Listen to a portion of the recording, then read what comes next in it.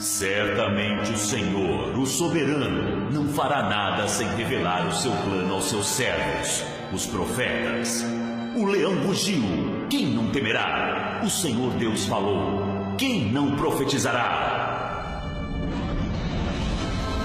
O rugir do leão.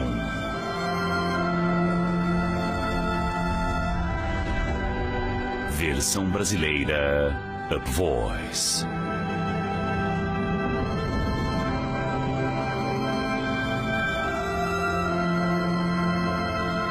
Deixe-me convidá-lo para uma jornada de revelação que acredito pode mudar sua vida, sua igreja e seu destino para sempre. Esta jornada profética começou para mim como uma visão que tive várias vezes. Cada vez que eu tinha esta visão, ela terminava da mesma forma. Suas palavras finais, termine a reforma, ficaram gravadas em minha mente. Levei 20 anos para conseguir interpretar isto. Mas quando chegou, foi como um rugido. Quando o leão ruge, ele está declarando soberania sobre o seu território. Ele está chamando suas leoas para perto dele. Ele está avisando para os intrusos que seu território não será compartilhado. Ele sabe que o banquete está por vir. Eu ouvi o rugido, e era o rugido do Senhor. Ele é o leão. Ele é o leão da tribo de Judá. Ele está declarando seu domínio sobre o território.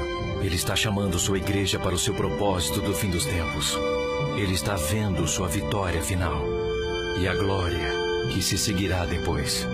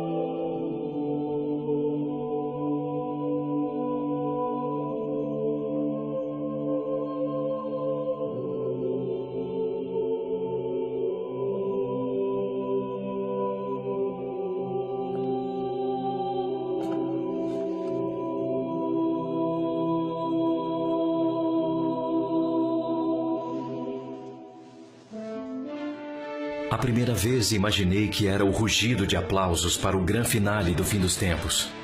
Anos se passaram antes que eu descobrisse sobre realmente o que era. Foi sobre uma grande decepção sendo finalmente derrubada. Séculos atrás houve um momento em que esta decepção poderia ter sido exposta, mas tragicamente a oportunidade foi deliberadamente evitada. E porque permaneceu oculta, os efeitos insidiosos desta grande decepção continuam até hoje. E como eu descobri, a conspiração demoníaca que foi conivente ao longo da história vai além de tudo para conseguir o acerto de contas. O mal que está por trás dela tem causado uma consequência além de toda a estimativa. Somente quando esta mentira sinistra for exposta, uma promessa antiga e fundamental para a igreja pode ser cumprida. A visão era muito curta, mas não conseguia tirá-la da minha mente. Ano após ano, ela voltava à minha memória.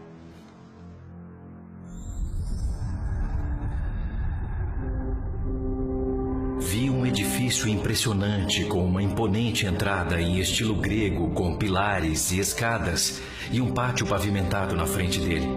As pessoas estavam entrando e saindo dela vestidas com roupas medievais. A imagem em seguida passou para dentro do prédio, onde acontecia uma reunião como nos dias de hoje. Imaginei que era uma conferência internacional, pois muitas pessoas estavam usando fones de ouvido. E sempre a visão terminava com as mesmas palavras. Termine a reforma.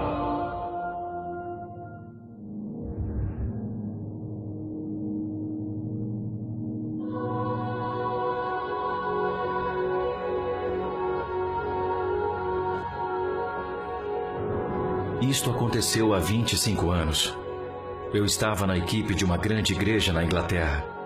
Foi durante a onda carismática no fim dos anos 80, quando visões não eram tão incomuns. Mas ninguém podia interpretar a minha. Finalmente pedi a Deus para que me explicasse isso ou parasse, até que parou. No entanto, a questão permanecia. O que faria com este enigma de termine a reforma? Então, alguns anos mais tarde, visitava a antiga cidade de Genebra, na Suíça, quando o Senhor me pegou inesperadamente. No século XV, João Calvino reformou a cidade em apenas uma geração. Antes era conhecida como a cidade mais suja de toda a Europa, onde a dança nua nas ruas era um passatempo favorito. Depois ela passou a ser chamada de o melhor exemplo da cidade de Deus desde o tempo dos apóstolos.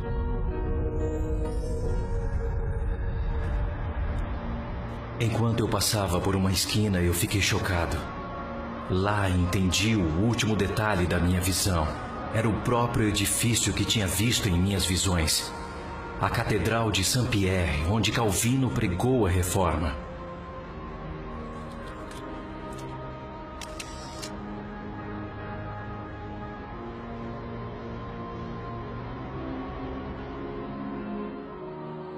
Depois do choque, sabia que tinha uma tarefa. Adicionar alguma coisa na reforma parecia fantasioso, mas era algo que tinha que conseguir.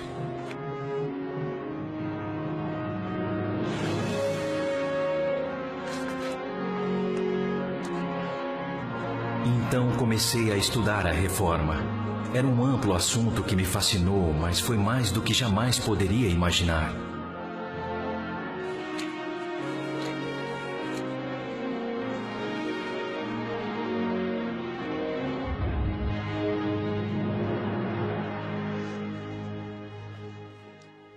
No entanto, uma coisa se destacou. Foi assim que o Evangelho recém-recuperado trouxe a salvação para as massas, não apenas espiritualmente, mas também fisicamente.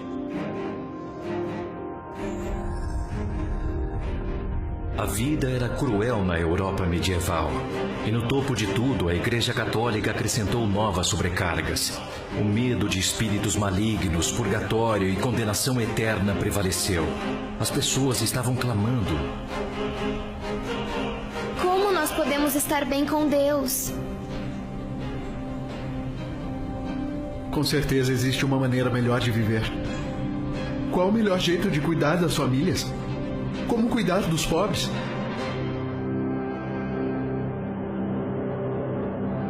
Foi esta opressão profunda que irritou um jovem monge alemão chamado Martinho Lutero. Isto o levou a procurar a Bíblia para uma resposta.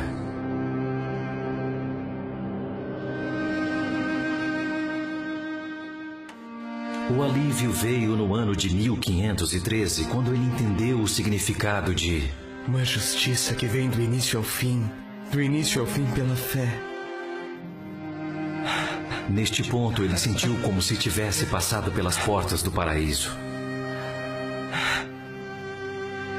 Mas isto fez a corrupção da Igreja Católica ficar ainda mais intolerável para ele.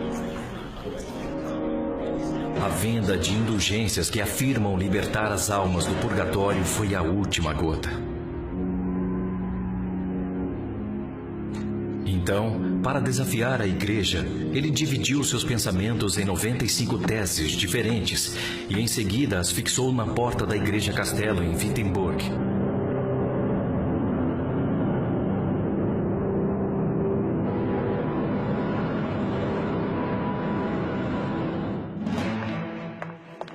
Seu objetivo era apenas abrir um debate. No entanto, a notícia de suas teses se espalharam como fogo. Ele começou a escrever mais e a sua mensagem se tornou viral. Graças à imprensa recentemente inventada, seus escritos foram circulando rapidamente. As teses tiveram um drástico impacto sobre o povo, mas elas não eram suficientes. Entre os que foram convertidos havia um jovem advogado em Paris chamado João Calvino. Ele também começou a escrever, e logo suas Institutas da Fé Cristã estavam sendo amplamente aclamadas.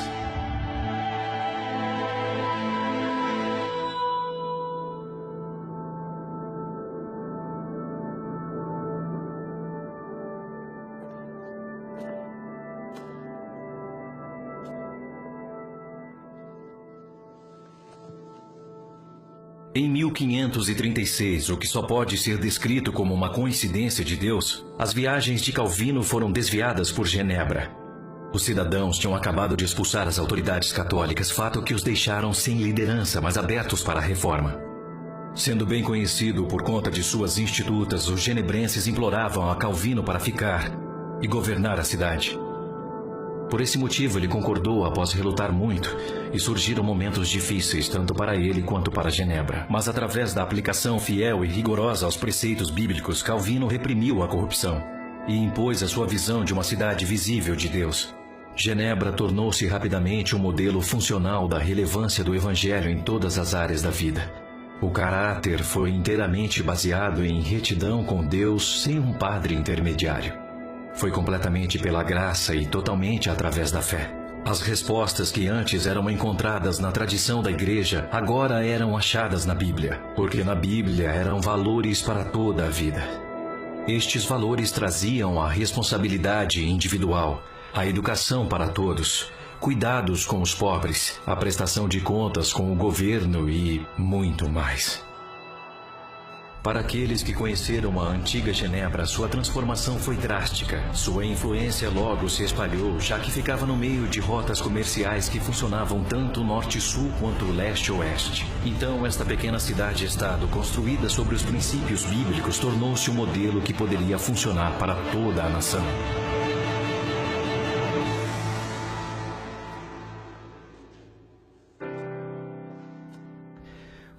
Foi uma conquista impressionante. Eu não tinha ideia sobre o que restava para ser concluída.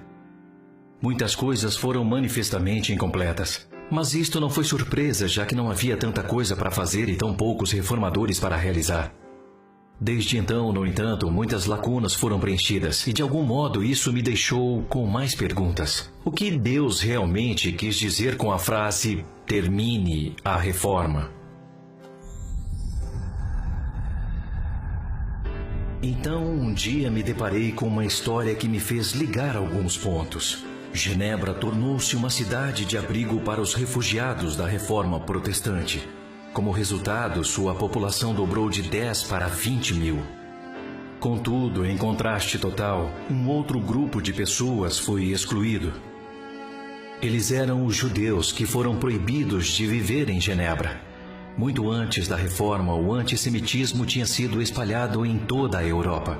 Todo mundo considerava os judeus como um povo amaldiçoado e Genebra não foi exceção. Em 1490, eles foram finalmente expulsos de viverem na cidade e ainda tinham que pagar pedágio para entrarem lá. A situação só foi revertida quase 300 anos depois. A expulsão deles ocorreu de forma trágica 50 anos antes da chegada de Calvino em Genebra e só foi revertida 200 anos depois de sua morte. Apesar da reforma de Calvino, a exclusão deles aconteceu supostamente para refletir os princípios bíblicos em todos os setores da vida.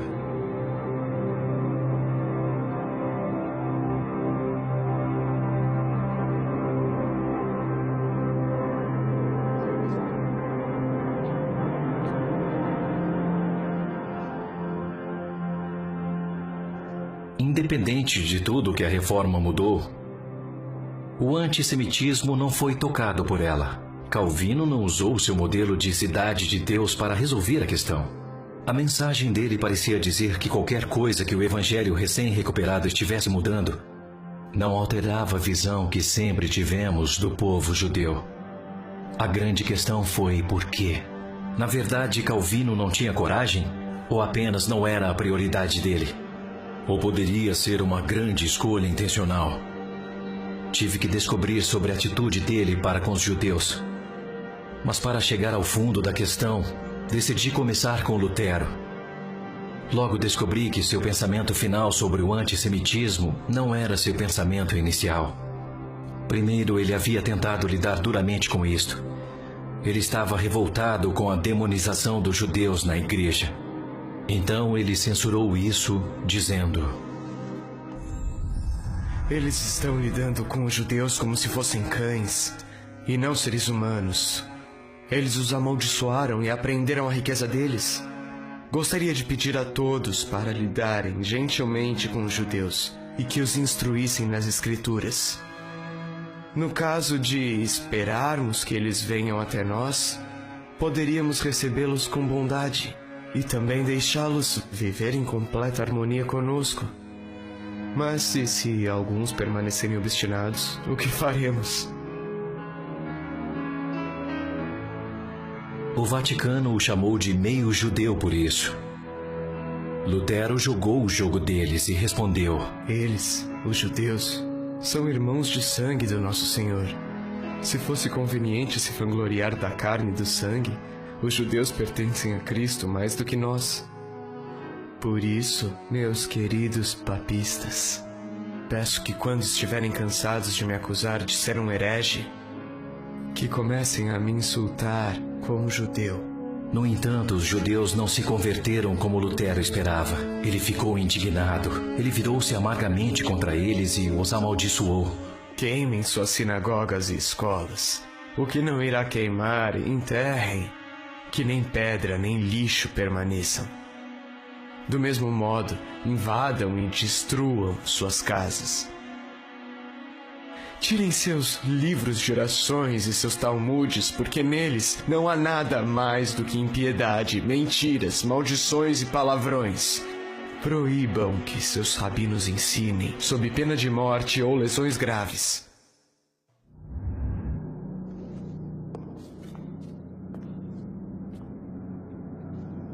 Alguns atribuíram sua amargura à sua saúde debilitada, mas esta declaração saltou aos meus olhos. Podemos esperar que eles venham até nós. Isto expôs a visão de Lutero sobre os judeus e como a igreja estava rodeada de gentios. Ele acreditava que os judeus tinham que se juntar à igreja gentia a fim de receber a salvação. Obviamente, em sua mente, a igreja havia substituído os judeus como o foco dos propósitos de Deus. Eles já tiveram suas chances, porém, eles não vieram até nós. Inicialmente, eles eram a nação escolhida por Deus, mas agora eles não eram mais. Percebi que se esta também foi a visão de Calvino, isto explicava como uma Genebra livre dos judeus teria sido mais conveniente, para que eles implantassem seu modelo de cidade de Deus. Isto me levou a procurar mais fundo. Logo tornou-se claro que Calvino havia estudado a história de Israel muito bem. No entanto, a julgar por algumas de suas citações, ele diferenciou claramente a importância atual deles com a do passado.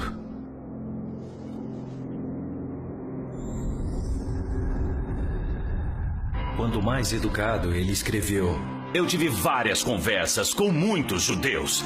Eu nunca vi uma gota de piedade, nunca vi um grão de verdade ou ingenuidade. Não, nunca encontrei o senso comum em nenhum judeu. Quando menos educado, ele escreveu que os judeus... Obstinação, podre e inflexível, que faz com que eles mereçam serem oprimidos interminavelmente sem medida nem fim. Que eles morram na miséria deles, sem a piedade de ninguém.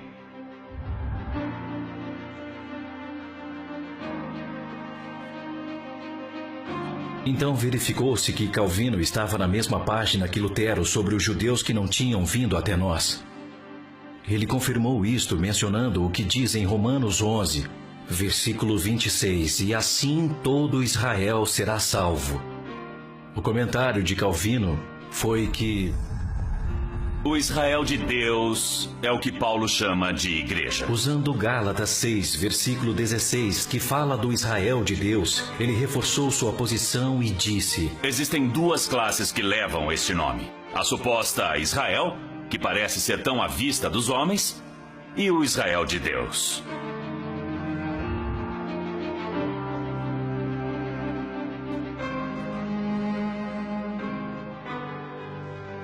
Para Calvino era uma pretensão que os judeus ainda eram a nação escolhida por Deus. Com isso, ele deu a entender que Deus havia transferido todas as alianças e promessas para a igreja, e que ela tinha se tornado uma versão melhorada de Israel. Isto significa que nas últimas palavras de Lutero, uma vez que os judeus rejeitaram a Jesus, as únicas coisas que lhes restam são as maldições que estão na Bíblia, mas nenhuma promessa de bênção.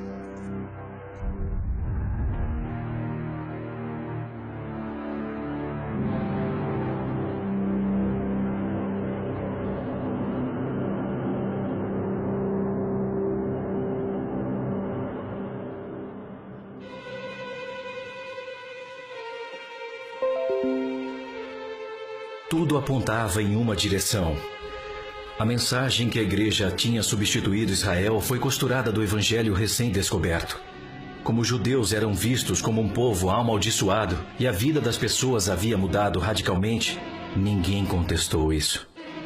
Então, uma vez que isso foi passando de uma geração da igreja para outra, a mensagem se tornou cada vez mais estabelecida como a verdade. No entanto, isto não era de modo algum uma garantia da verdade. Lutero e Calvino poderiam estar enganados. Poderia, então, a reforma estar incompleta? E se for assim, onde foi que tudo começou? Era como achar um vazamento no subsolo, sabia que teria que chegar à sua fonte. Quanto mais cavei, percebi que estava enterrada no fundo da história. Finalmente foi revelado que a mesma posição havia sido tomada 1000 anos antes. Respeitados líderes da igreja primitiva, como o bispo Hilário de Poitiers, do 4º século em diante, disseram: Não irei comer com os judeus.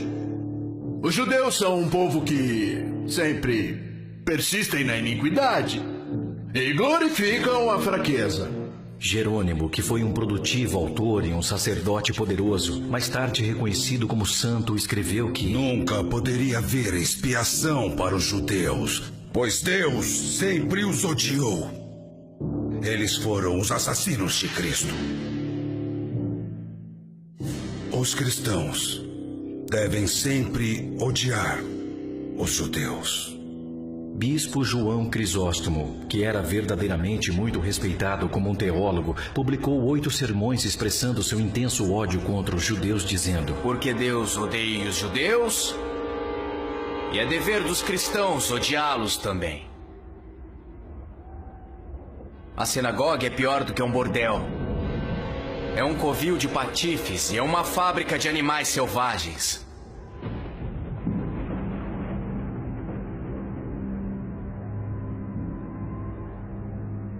Uma multidão liderada pelo bispo Ambrósio de Milão, que incluiu muitos monges, destruiu a sinagoga de Calínicon, na Mesopotâmia. Quando pediram para reconstruírem a sinagoga com dinheiro dele, ele retrucou zangado: Eu declaro que eu mesmo coloquei fogo na sinagoga, pois não poderia haver um único lugar onde Cristo foi rejeitado. Agostinho de Hipona, um bispo conhecido como um dos maiores pensadores cristãos de todos os tempos, disse: Os judeus foram os filhos de Deus, mas agora eles são os filhos de Satanás. A verdadeira imagem dos hebreus é Judas Iscariotes, aquele que vendeu o Senhor por prata. O judeu nunca poderá entender as Sagradas Escrituras e sempre carregará a culpa pela morte de Jesus. Os escritos de Agostinho foram altamente influentes no desenvolvimento do cristianismo ocidental. Para estes podem ser adicionadas as palavras de Eusébio, Hipólito e muitos outros, mas todos eles poderiam estar errados. E se este foi o caso, então a decepção foi imensa além das palavras.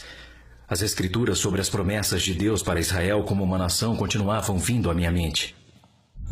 Eu vos tenho amado com amor eterno. Se os céus em cima puderem ser medidos e os alicerces da terra embaixo puderem ser sondados, então eu rejeitarei os descendentes de Israel por tudo o que eles têm feito, diz o Senhor. Quanto ao Evangelho, eles são inimigos por causa de vocês, mas quanto à eleição, são amados por causa dos patriarcas, pois os dons e o chamado de Deus são irrevogáveis. Se os reformadores estavam certos e Deus havia retirado suas promessas aparentemente irrevogáveis a Israel, levantou-se algumas questões muito preocupantes. Haveria outras promessas suas que ele também pudesse renegar? O que isso significa para a igreja? Ou para você e para mim? Poderíamos ter a certeza da nossa própria salvação? Mas questões como essa simplesmente não se encaixavam com o Deus que tenho conhecido, que permanece fiel mesmo quando somos infiéis. Eu só podia concluir que a ideia de que a igreja tinha substituído Israel foi fundamentalmente falha. Gostaria de ter conhecido Calvino para falar sobre isto cara a cara. Então passei a me imaginar convencê-lo a me encaixar em sua agenda lotada. Fiquei um pouco nervoso, mas respirei fundo e comecei. Senhor Calvino, posso lhe perguntar sobre o Estatuto dos Judeus? Em João 14, versículo 6, Jesus diz: ninguém vem ao Pai a não ser por mim. Como pode o povo judeu que não aceita Jesus ter qualquer envolvimento com Deus? Mas Deus não fez uma promessa de amor eterno com eles? O segundo capítulo de Efésios, versículo 8 diz: pois vocês são salvos pela graça, por meio da fé. Não existe cláusula de exceção sobre a identidade nacional ser um meio de salvação, mesmo para o povo judeu de quem nosso Senhor veio. Neste ponto, eu agradeci por seu tempo e saí. Para os reformadores, a salvação pessoal era absolutamente central. Todo o resto era secundário, incluindo a situação dos judeus. Comecei a especular sobre o que os reformadores teriam feito hoje sobre o Estado-nação de Israel. Então deixei a minha imaginação correr um pouco mais, para conhecer Calvino de novo. Posso lhe perguntar qual é a sua visão do retorno do povo judeu à sua terra histórica? Você pode me dizer se os judeus que vivem em Israel estão lá arrependidos? Que estas pessoas têm valores que honram o nome de Deus? Percebi que, apesar dele me pressionar sobre se esta nação realmente se parecia com o povo escolhido de Deus, ele ainda estava lutando para explicar isto como um acidente da história. Realmente houve perguntas difíceis e eu precisei de sabedoria. Seria tanto calunioso como arrogante sugerir que os reformadores e nomes famosos da história da igreja primitiva não estavam apenas equivocados, mas na verdade enganados. Para o meu alívio, a direção veio nessas palavras: não cogite uma acusação contra um ancião, a menos que seja trazida por 2 ou 3 testemunhas.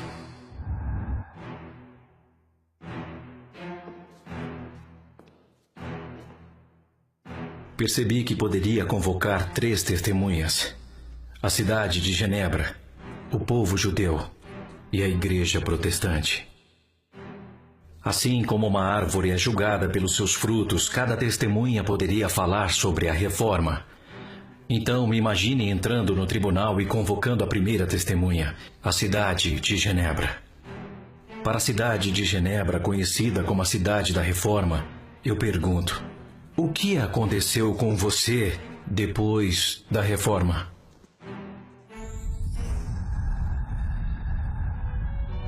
Nas 2 próximas gerações, continuamos sendo liderados por Calvino. Quando ele faleceu em 1564, Theodor Beza tomou seu lugar. Ele foi menos severo, mas manteve os ensinamentos de Calvino. Continuamos nosso desenvolvimento e continuamos até os dias de hoje, pelo menos no meio material. Hoje em dia, possuímos a sede da ONU e de várias outras organizações internacionais. Uma grande fatia dos investimentos privados ao redor do mundo passa por nossos bancos. Contratos milionários, geralmente secretos, são feitos em Genebra com consequências no mundo afora. Apesar de sermos pequenos em termos de área, ainda temos uma influência bem maior em comparação com o nosso tamanho. Mas espiritualmente não mudamos muita coisa. Na verdade, estamos estagnados há séculos, desde o último reavivamento no século XIX.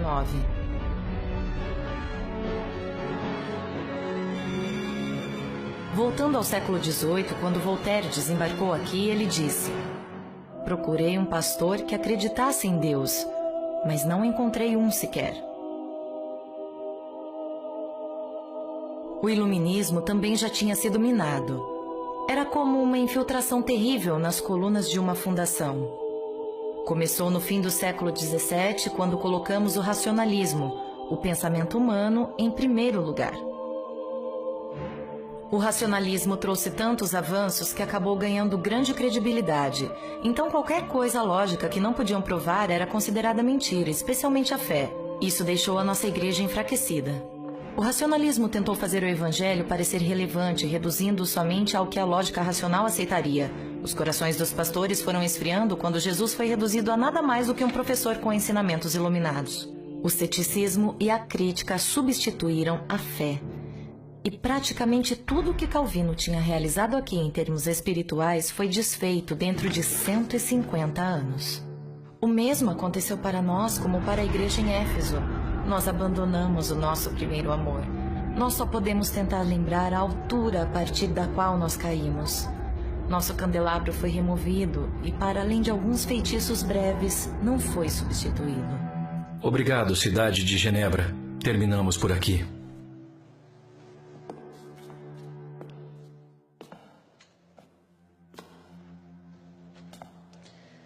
Convoco agora a segunda testemunha, o povo judeu. Ao povo judeu eu pergunto: o que aconteceu com você após a reforma?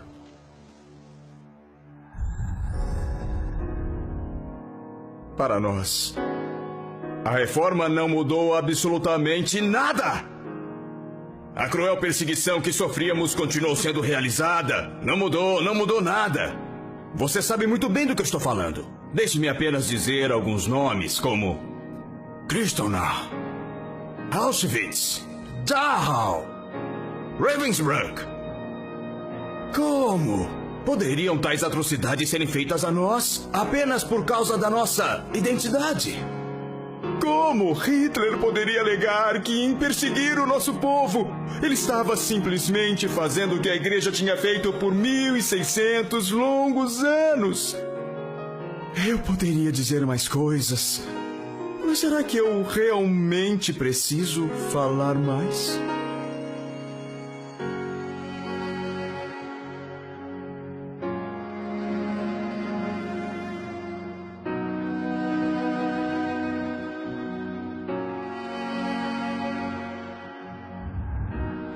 Creio que não precise.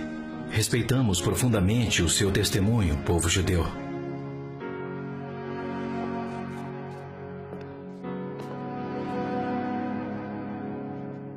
Por favor, eu convoco a terceira testemunha, a Igreja Protestante. Eu pergunto: o que aconteceu com você após a reforma? Foi a reforma que nos criou. Foi ela que disseminou o nosso evangelho e alcançou milhões de pessoas. Mas infelizmente fomos divididos desde o início. Nossos fundadores, os reformadores, discordaram desde o início. Hoje estamos fragmentados em milhares de diferentes denominações. Hoje somos apenas minoria por aqui. E nós dificilmente podemos dizer que somos os sábios do mundo. Mesmo onde a fé é verdadeira, é geralmente pessoal e privado.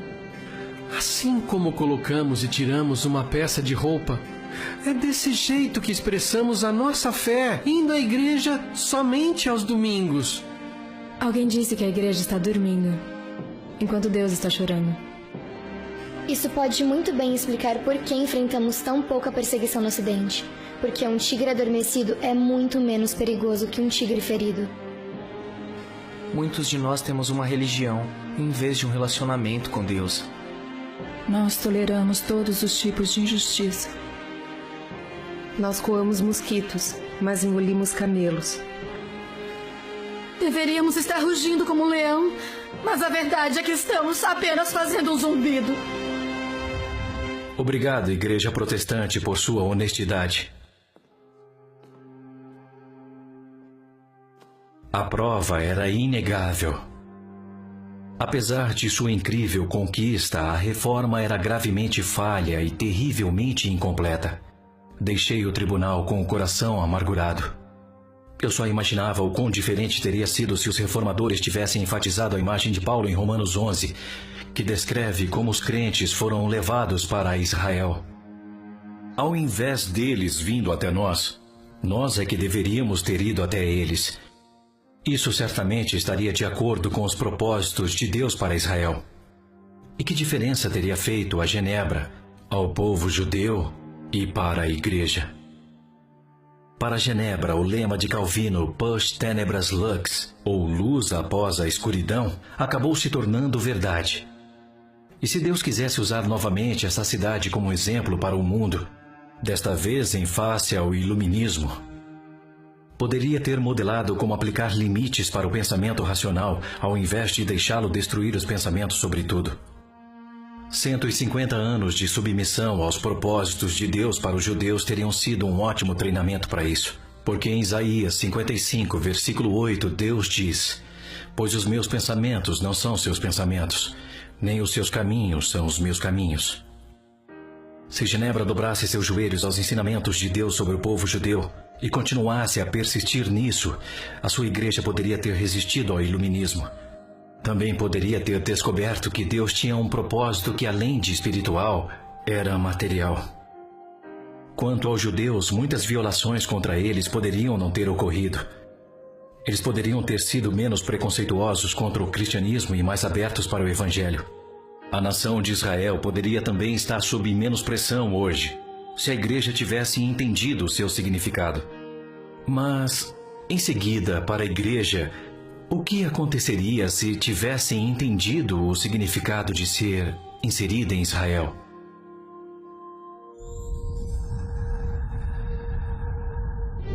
No pátio da Catedral de Saint-Pierre, onde Calvino pregou a Reforma, existe uma estátua moderna do profeta Jeremias.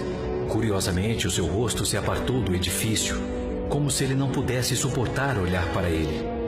Eu quis saber como a palavra de Deus, por meio dele, pode se aplicar à igreja de hoje. Devido ao povo de Deus estar enganado, ele profetizou: "Eles se cansam em pecar, de opressão em opressão, de engano em engano.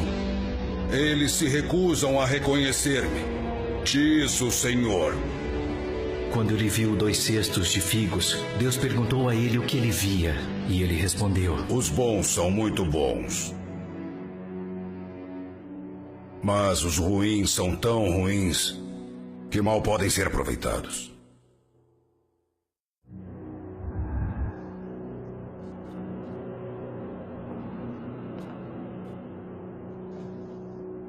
A profecia aborda a igreja de hoje. Ela produz bons frutos, mas também está produzindo frutas podres. Como as árvores que produzem frutos ruins, assim é com a igreja. Suas raízes não têm fornecido os nutrientes necessários. Em Romanos 11, Paulo lembra que a igreja e os nutrientes estão disponíveis, mas só se suas raízes estiverem firmes no solo. Seria diferente se a igreja tivesse firmadas raízes a partir da identidade em Israel? É mais provável que sim. Estava tornando-se cada vez mais óbvio para mim quão errados os reformadores estavam sobre a nação de Israel ter perdido a sua ligação com Deus. Eles caíram na armadilha de um antigo engano que ainda estava buscando a sua oportunidade. Na verdade, era tão convincente que, mesmo buscando algo completamente diferente com a reforma, acabaram regenerando o engano em vez de acabar com ele. E quanto mais me aprofundei, mais eu percebi o quão escandalosa foi a alegação de que os judeus tinham perdido o seu único propósito. Nosso Salvador nasceu em uma família judia e foi criado na tradição judaica. Ele viveu e morreu como um judeu. Os apóstolos, os primeiros crentes e as Escrituras foram todos judeus. Na verdade, o concílio em Atos 15 queria entender se o evangelho também era para os gentios. O fato é que sem o Messias judeu e seus discípulos judeus, não existiriam igrejas cristãs hoje em dia. Para Satanás atacar o judaísmo da fé cristã realmente era visando a jugular. Foi para perpetuar a mentira mais astuta de todos os tempos. A conspiração foi tão profunda e tão longe que até expurgou o nome hebraico do nosso Senhor. E de fato todos os outros nomes em hebraico nas Escrituras, substituindo-os com nomes gentios. Hoje muitos crentes sequer reconhecem o nome verdadeiro do seu Salvador, Yeshua, que em hebraico significa salvação do Senhor. Este golpe para encobrir sua persona, dando-lhe um nome gentílico, revela como conspirador o diabo realmente era. Ele tinha falhado ao tentar impedir que a salvação alcançasse mais pessoas e estava determinado a impedir que se espalhasse mais ainda. Seu único recurso era fazer os crentes gentios pararem de ver além da sua salvação pessoal. E para isso a igreja teve de ser cortada de suas raízes para ser mantida longe de conhecer sua verdadeira identidade e propósito. O plano mostrava todas as suas marcas infernais. Era simples, sutil e audacioso. E também expressou sua ambição de domínio. Eu subirei ao céu. Acima das estrelas de Deus exaltarei o meu trono. Subirei sobre as alturas das nuvens e serei semelhante ao Altíssimo.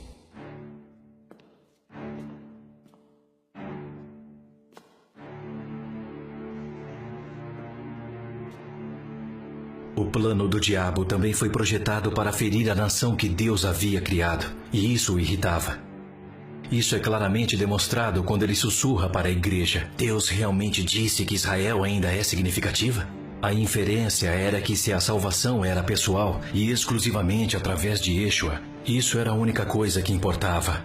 Ao deslocar Israel, a igreja foi elevada.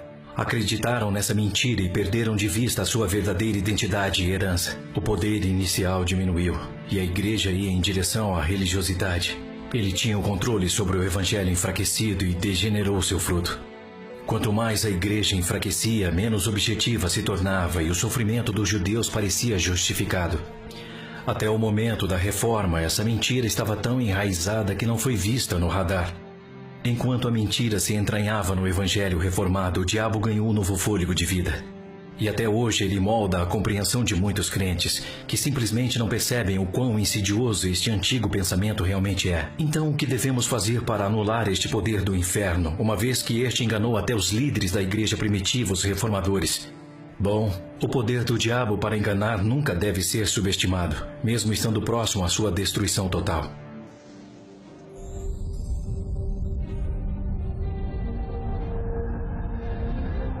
Satanás será solto da sua prisão e sairá para enganar as nações que estão nos 4 cantos da terra. Nós vimos o seu poder quando ele atacou após o nascimento da igreja. Vimos na reforma e vamos vê-lo novamente.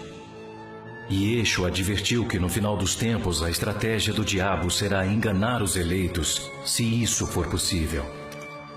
Tanto que ele diz: por se multiplicar a iniquidade, o amor de muitos esfriará. Para o final, a tática do diabo permanece a mesma. Primeiro, distanciar as pessoas de Deus sobre a questão de Israel. Após enfraquecê-los, tem uma ótima oportunidade para pressioná-los e distanciá-los ainda mais de Deus. Em segundo lugar, é para deixar a nação de Israel sem suporte da igreja, de forma a isolá-los. Em terceiro lugar, e talvez mais importante, é limitar o testemunho da igreja não só na terra, mas também no reino celestial. Porque o desejo de Deus é que, através da igreja, a multiforme sabedoria de Deus seja conhecida dos principados e potestades nos céus, segundo o eterno propósito que fez Cristo Jesus, nosso Senhor.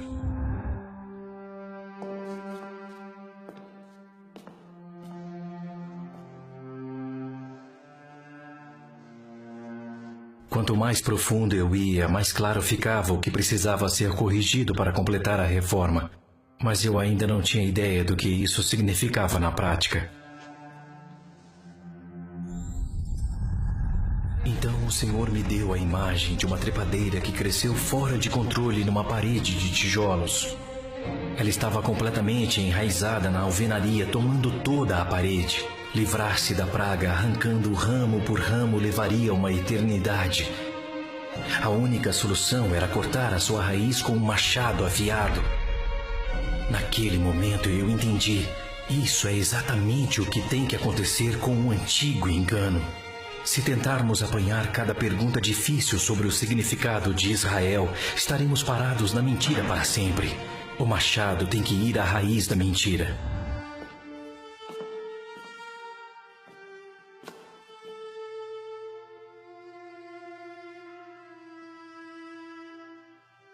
No entanto, cortar a raiz de uma erva daninha não a mata instantaneamente. Ela ainda vive até que seus nutrientes esgotem. Apenas quando a sua raiz enfraquece, ela pode ser facilmente puxada para fora da parede. Uma vez que o engano for destruído diretamente nas raízes, a mentira acabará por perder a sua força. A igreja recuperará a sua identidade, o seu destino e o seu testemunho. Em seguida, o fruto será nutrido. Assim ouviremos o leão rugir, o leão da tribo de Judá, que está declarando o seu domínio sobre o seu território. Convido-os a viajar comigo para descobrir a verdade sobre o povo escolhido de Deus e o destino final da igreja. Talvez você saiba de algo dentro da igreja que não é certo. Talvez você sinta um certo descontentamento quando anda na igreja em um domingo, ou quando você vê como sua cidade permanece indiferente à salvação. Talvez você tenha um desespero particular sobre o estado enfraquecido e comprometido dos crentes do Ocidente e quer saber se existe uma solução. Há esperança, e eu posso mostrar-lhe como. Primeiro, porém, preciso te avisar. O que você vai aprender neste profundo caminho pode mudar a sua vida para sempre. Pode trazer confusão sobre a sua compreensão de igreja e pode até alterar a sua compreensão sobre o que realmente o Evangelho prega. Pode te levar em uma viagem que você nunca ouviu falar antes. Uma viagem que pode trazer grandes consequências para você. Esta é a sua escolha. E você deve escolher sozinho.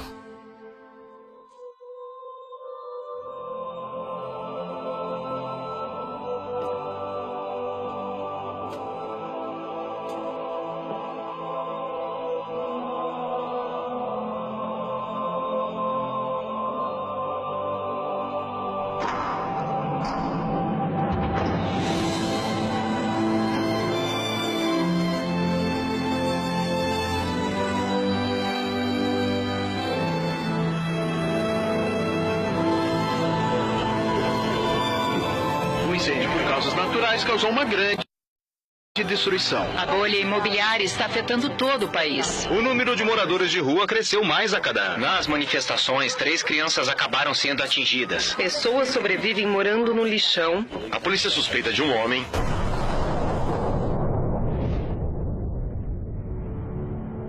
Com a reforma, o Evangelho foi recuperado. Mas algo fundamental permaneceu desconhecido. E isto é a verdadeira identidade da igreja. Através de uma mentira antiga, o diabo se manteve escondido. Assim, a igreja continuou em uma bolha sem olhar para fora, alheia à sua relação com Israel. E isso teve implicações enormes. Não menos importante foi a grande ilusão de que a igreja era independente. E ainda pior, de que ela tinha substituído Israel. A igreja, portanto, não tinha ideia de sua identidade, muito menos de como seu destino e testemunho precisavam ser interligados com Israel.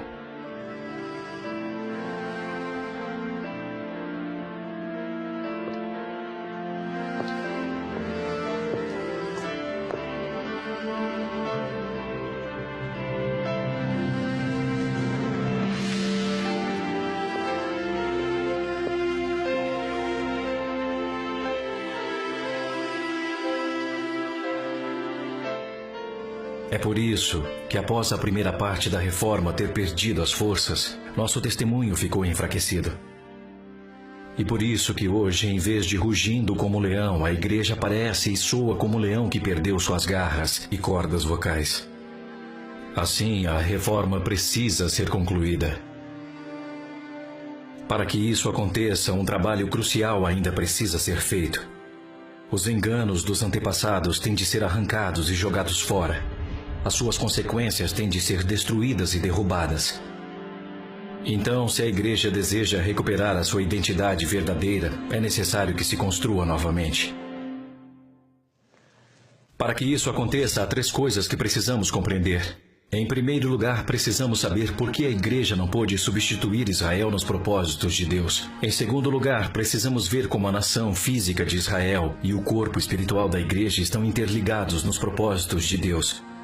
Em terceiro lugar, e mais importante, precisamos ter aprendido como ambos importam igualmente a Deus. Para isto, nós vamos seguir os passos de Lutero. Começaremos levantando algumas teses sobre a razão de a igreja não ser o que deveria ser hoje. E então vamos construir e reformar a partir daí. Felizmente, não precisaremos de 95 teses como Lutero. Precisaremos de apenas 5.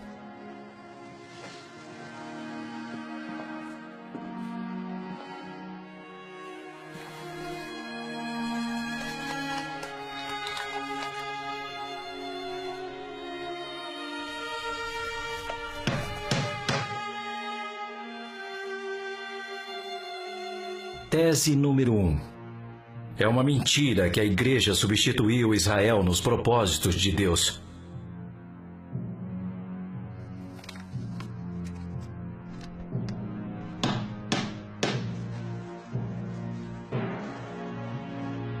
Tese número 2. O fracasso para expor essa mentira de tantos anos distorceu o evangelho da reforma.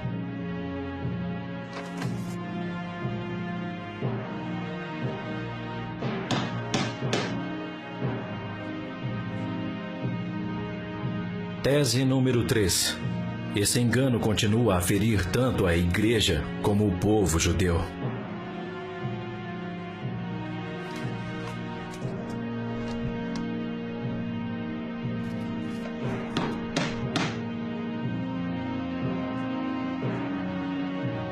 Tese número 4. A verdade sobre os propósitos de Deus para a nação de Israel precisa estar interligada com seus propósitos para a Igreja.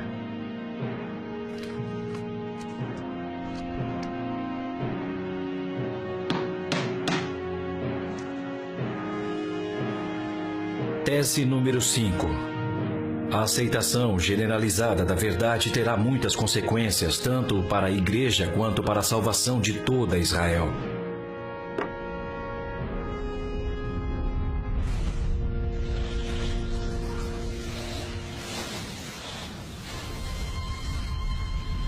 Deus planejou grandes coisas para o povo judeu.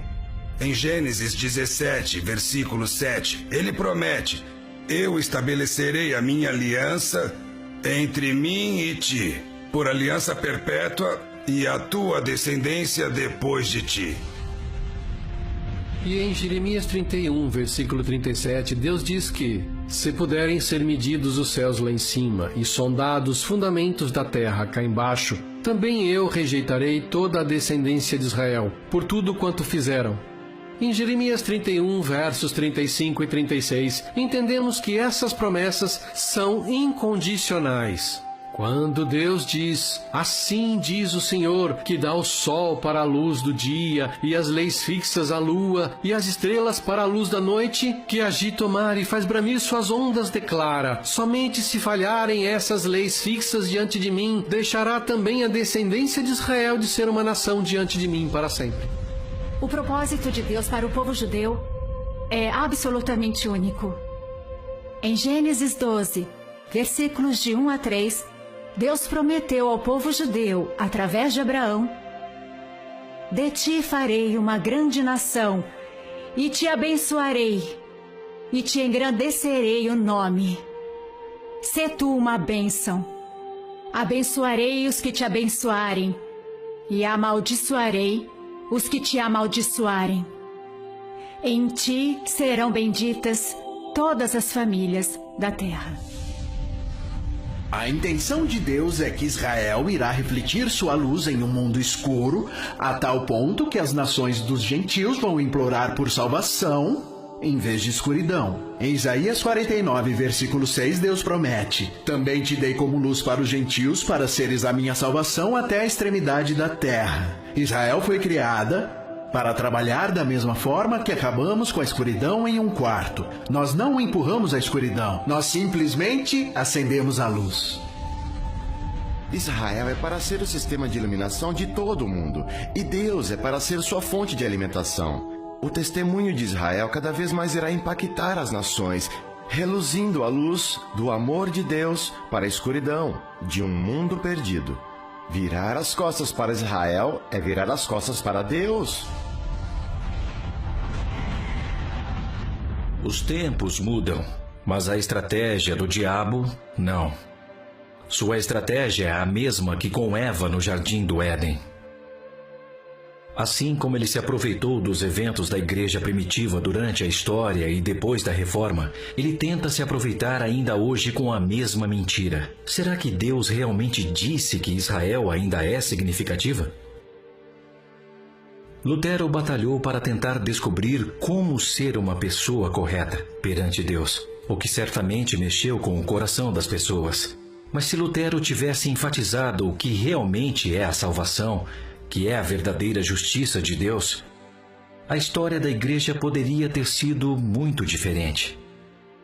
E Yeshua nunca disse para nós procurarmos primeiro a nossa própria salvação pessoal.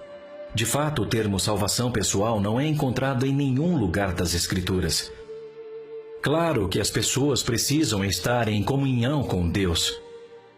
Mas não é o nosso reino que é o centro da salvação, é o dele. Ele está no centro, não nós. Por isso, é seu reino e sua justiça que devem estar em primeiro lugar na nossa busca. Qualquer outra coisa nos leva a uma distorção do Evangelho. História é história.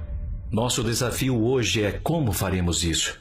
Que medidas tomaremos para estourar a bolha de ilusão em que a igreja se encontra? Até onde vamos buscar a grandeza dos propósitos de Deus? Temos que atacar diretamente para que o diabo não consiga perpetuar suas mesmas mentiras. Portanto, podemos escolher deixá-lo continuar propagando suas mentiras, ou aplicar estas palavras de Provérbios: os justos são tão corajosos quanto um leão. Nossa declaração à grandeza de Deus e aos seus propósitos de salvação nos levarão ao leão de Judá. Ele virá como um leão que ruge. Ele irá declarar o seu domínio sobre o seu território. Ele então cumprirá a profecia de Oséias. Como posso desistir de você, Efraim? Como posso te entregar, Israel? Eles irão seguir o Senhor. Ele rugirá como um leão. Quando ele ruge, seus filhos tremendo virão do ocidente. Eles tremendo virão como aves do Egito, como pombas da Síria. Os farei habitar em suas casas, declara o Senhor. A questão é: você vai pegar a chave e usá-la você mesmo?